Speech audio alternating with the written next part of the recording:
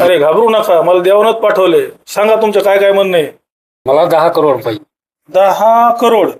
बरं. हा, 10 करोडचं विवरण सांगा. कसं कसं खर्चणार तुम्ही 10 करोड? 10 करोड 8 करोडचा FD करणार मी. एफडी एफडी हे देवाच्या सिस्टीम मध्ये नाही. स्वतः देवाने एफडी केलेली नाही आणि तुमची एफडी कशी जमत?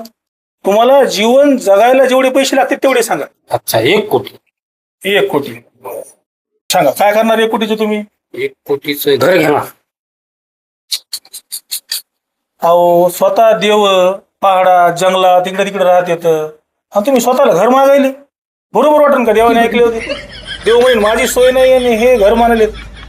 घरासाठी तुम्हाला एक पर्याय देऊ शकतो. प्रधानमंत्री आवास योजना, ते खातं आम्ही तिकडे दिलेलं आहे नगरपालिकेकडे, ते तिकडून बघा. आता मला सांगा, तुम्हाला जीवन जगायला नेमके किती पैसे लागतील? मला 50 लाख रुपये. 50 लाख. बर, 50 लाख. काय करणार तुम्ही 50 लाखाचं? फॉर्च्युनर घ्यायची मला. हे नाही.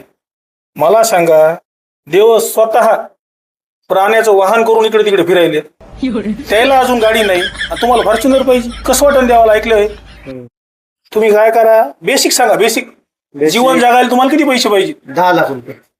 10 लाख. सांगा विवरण सांगा 10 लाखाचं. बहिणीचं शिक्षण. शिक्षण नाही हो, शिक्षणाचं डिपार्टमेंट आम्ही शिक्षण मंत्र्याकडे दिलेलं आहे. तुम्ही त्यांच्याकडे संपर्क साधा. इथं नाही होऊ शकत त्याचं काय. जीवन जगायला किती पैसे लागतात ते सांगा. बरं, 1 लाख द्या ना. माझ्या आजी बिमार आहे, दवाखान्यात ऍडमिट आहे, तिचं ऑपरेशन तर होऊन जाईल ना, तेवढं बघा. तसे बघा, आजीचं तुमचं दुखायले, त्यासाठी तुम्हाला आयुष्यमान कार्ड काढावं लागेल. ते डिपार्टमेंट आम्ही आरोग्य विभागाकडे देऊन टाकलेले, त्याचं काम तिथून होईल. मला सांगा नेमकं तुम्हाला जीवन जगायला किती पैसे लागतील?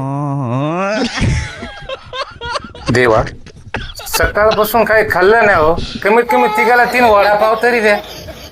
तथास्तु.